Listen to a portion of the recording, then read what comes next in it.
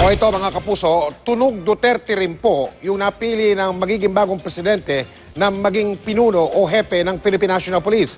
Ayon kay Chief Superintendent Ronald De La Rosa, alias Bato, sasagasaan niya kahit sino para masukpo ang ating problema sa droga. Nakatutok si Oscar Oida. Patayan sa drugs. Patayan talaga ito sa drugs. Kaya kayong mga drug lord dyan, humanda na kayo at talagang sasagasaan ko kayo.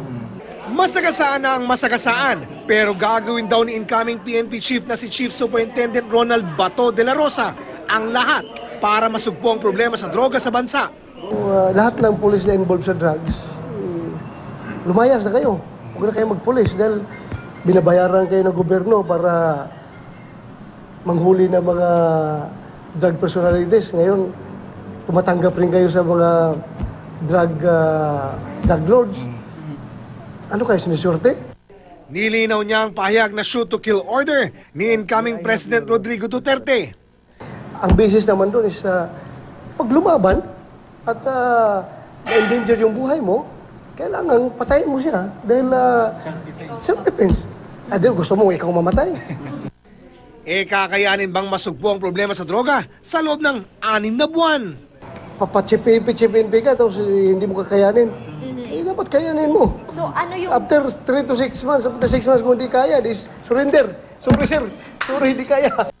Bahagi si De La Rosa ng PMA Class 86, binansagang Bato dahil sa malabatong pangangatawan. At dahil tubong Barangay Bato, Santa Cruz, Davao del Sur.